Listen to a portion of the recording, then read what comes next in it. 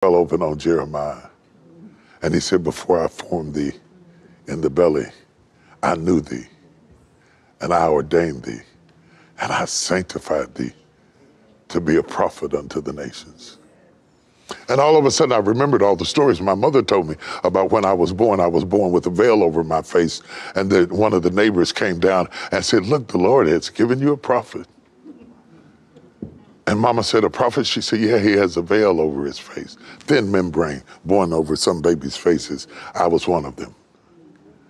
That membrane, the old folks said, was a sign you were a prophet, but I didn't know I was a prophet, so I was a wild, crazy, foolish, ignorant, rambunctious kid who got into everything and anything all the time, driving people crazy. And I was having a good time doing my own thing until God came along and messed it all up by bringing this stuff up here about me being a preacher.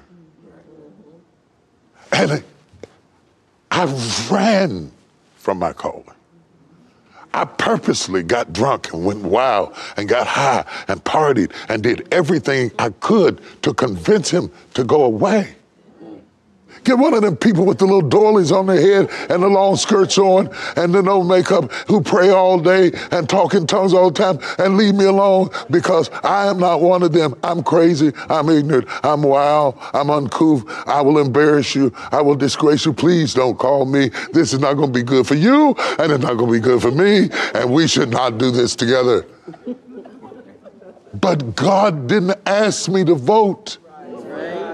He asked me to obey. And after several years of running, and after several years of going in clubs and sitting on bar stools where one drunk would lean over to me and say, funny man, I had the craziest dream about you. I dreamed you was preaching in this church, and I got up and ran out of the club. And I felt like David, if I make my bed in hell, thou art there. And if I take the wings of the morning and ascend to the uttermost parts of the earth, thou art there. And I'm not going to be able to outrun this. And I couldn't understand that God wouldn't let me go. I couldn't understand why God picked me. If I get to heaven and we're only allowed one question apiece, I simply want to know, why did you call me? A boy from the hills of West Virginia, the son of a janitor and a school teacher. Why did you call me? And I had lots of excuses. Like Moses, I had a speech impediment. You can't call me. You can't call me. I didn't stutter, but I had a lisp. I can't be a speaker because I have a lisp. But all of us have areas where we feel inadequate. And if you don't, you're disqualified.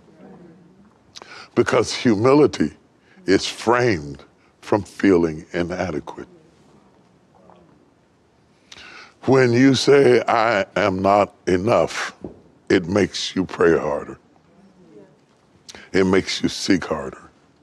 It makes you ask for more grace. Beware of all the people who tell you they are enough. It's a sure sign that you're dealing with a fraud. Because the questions the world is asking are too complicated for you to answer with a degree. The problems people are having now require divine intervention. And you have to have somebody who has heard from God, not from themselves. So it doesn't matter. In my weakness, he's made strong. In my weakness, his strength is validated. So he chooses fragile, broken, limited people so you won't be confused where the ointment comes from. You know that the glory that we have is not of ourselves, but Christ Jesus the Lord that has given us the glory. And it's him coming out of us. It's not our talent coming out of it. It's not our skill coming out of it. It is him coming out, both to do and to will, according to his own good pleasure. That's the facts. And what makes God all the more real is recognizing that he can work with such poor material.